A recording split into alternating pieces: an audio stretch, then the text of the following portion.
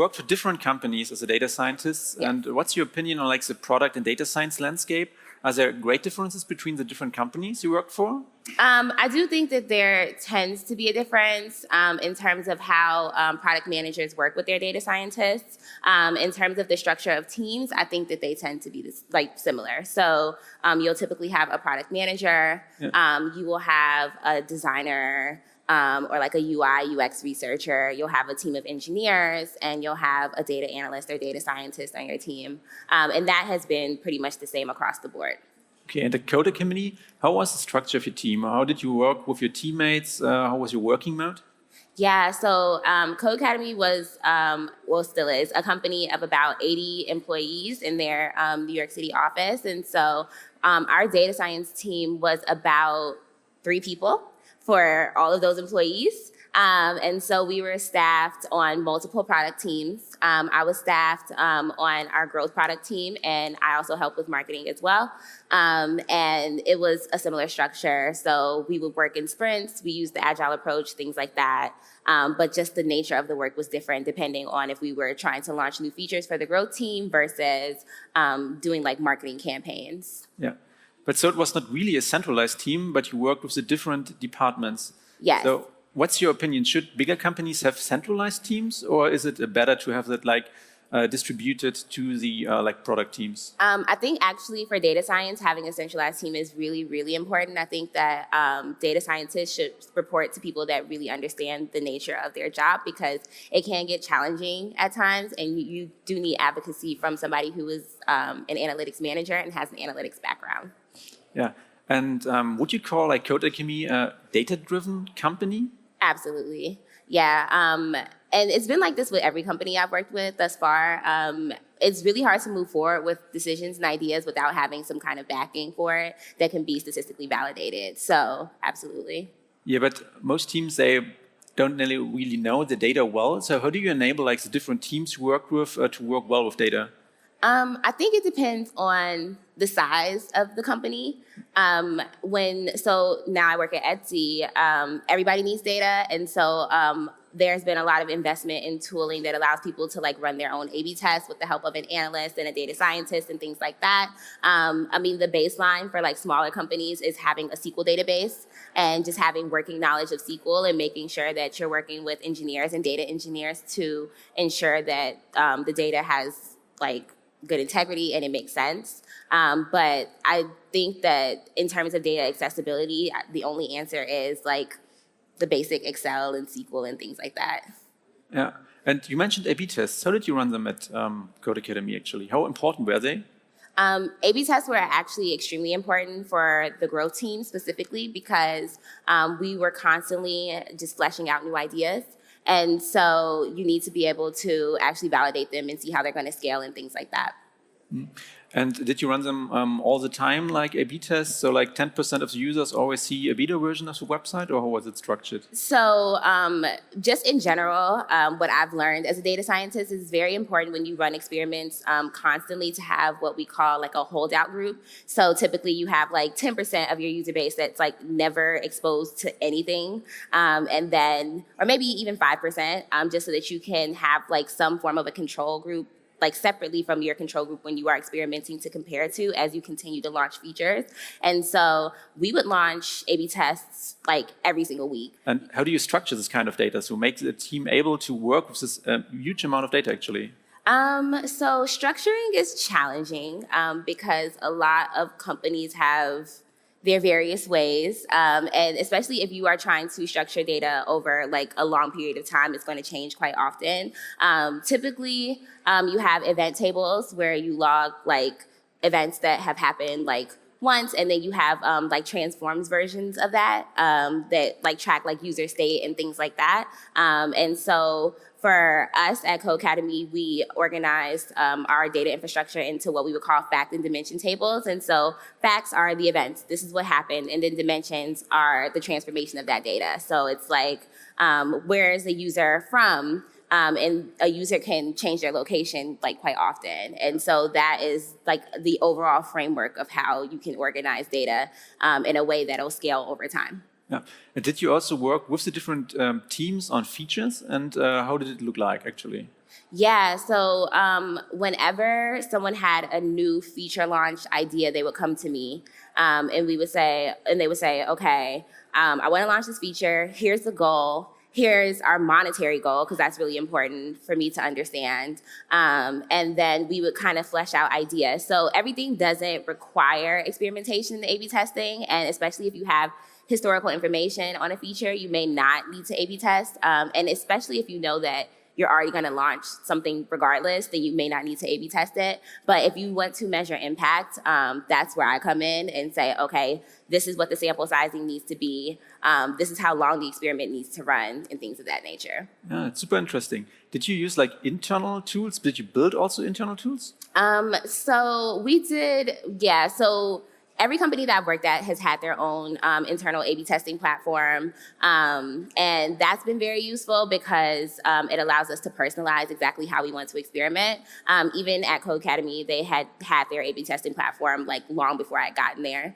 And so in terms of the analysis, I would do that myself. But now working at Etsy, they actually have a tool where it's automatically, like, all the numbers are calculated on their own. So in your opinion, like bigger companies, they should invest in their own tooling, and like not so big companies? I think there are trade-offs, so I can't necessarily say if you invest in your own tooling, then you are responsible for maintaining that tooling. Yeah. And that can be very challenging if you don't have the resources or you don't want to dedicate the resources, especially engineering resources are super expensive, as we all know, that it may not be worth it. To build something in-house. There is like a huge spike in like all of these companies that offer like A/B testing tooling and things like that you can purchase. And I do think that those can be beneficial, and I've seen a lot of companies kind of move in that direction just so that they don't have to maintain everything in-house anymore. Yeah. You also mentioned like working with SQL databases. This doesn't really scale well. So what's like your opinion on approach to like scale your data infrastructure? So in terms of scaling data infrastructure, I think it depends on what your challenge is. So if you have an issue with the structure of the data already and you are worried about data integrity and things of that nature, then I think that it's important to focus on that first. Before you start to talk about scaling your infrastructure, you want to make sure that the structure makes sense and that when you like onboard new engineers and data scientists, that they can easily adapt to the infrastructure. But in terms of if you do have the data infrastructure and you're worried about like technical debt and losing your data and things like that, what you can use a strategy that people call is like mirroring. So you would like mirror the database and you would like change the infrastructure. So you would say, I want to do fact and dimension tables, right? And say you didn't have it before. You can go ahead and do that and still keep the old version of your data so that you can cross-validate the two as you're continuing to scale. Yeah. So any secret hints for like making your data more structured? Like you mentioned data integrity. So I don't have, because I don't have a data engineering background, I can't tell you exactly from an engineering standpoint. Okay. I can tell you what runs when I write queries. And ordering data is super important. And making sure that it's ordered by like date or like some unique identifier or something like that is super important when getting queries to run on time or in a timely manner. There's also the idea of allowing data scientists and the people that work with the data to be able to create temp tables. Temporary tables, and to be able to transform their data very easily and run it. And those are pretty much the two biggest ones to like reduce technical load. Yeah, and you also had like product managers and other non-technical people on your teams. How did you enable them to work with the data? Did you all do it for them, or? So it depends. Typically, I've worked with product managers that don't have any SQL and programming knowledge, and I've worked with some that do. If they do have some SQL knowledge, then I'll just explain to them like where to find data and like the caveats or nuances around what they need to filter for. If they have no experience with SQL, I will typically use I've worked with Looker and I've worked with like in-house tooling to just send people queries that they can run on their own, which is like just literally like a hyperlink that I can just send to somebody and say, run this, and then they can pull the data themselves just by pressing run. Okay. And what about training for data scientists? You mentioned you were only like 3 people at Codecademy doing data science. Yes. Did you like invest also in training for data science for like only you or for the whole team, or how was it structured? Yeah, so for us, we invested in our education through conferences and meetups. And so, especially in New York, there are a lot of data science meetups where you can go and you can learn how to build a model a certain way, or you can learn the statistical method and things like that. And you can learn about different experimentation practices. That's how we pretty much invested in. Okay, and back to Codecademy. So, is there any specific feature you helped develop which like was still in your mind you're really proud of? Yeah, so I think the accomplishments I'm the proudest of from Codecademy is helping launch our pricing increases, unfortunately, to the consumer. But testing pricing is really, really difficult, especially from a stats perspective, because revenue is not normally distributed. So it's very hard to know when you test something if it's going to scale properly. And so we tested our pricing with the US separate from our like non-US user base, and found out that people who are outside of the US were like way more price sensitive to coding education than people within the US. And we had our theories around that. And a lot of it has to do with the cost of coding education outside of the US versus like within the US. But that was really exciting to launch. Yeah. Did you also experiment with like dynamic pricing and A/B testing, like in a single region, a different price? Yeah, so we tested 2 variants, and those prices came. So the price ideas came from like user research. We had our designers go and talk to like a sample size of like our user base and say like, what would you be comfortable paying for this product, and like have them go through the product and things like that. And then we took those prices and then we said, okay, we're going to run 2 variants of this, and we're going to split our user base from US and international. International for us is non-US, but that was how we ran it. Okay, interesting. Because I think testing pricing is like the hardest, because you can only like mess with your user base and can get a lot of complaints.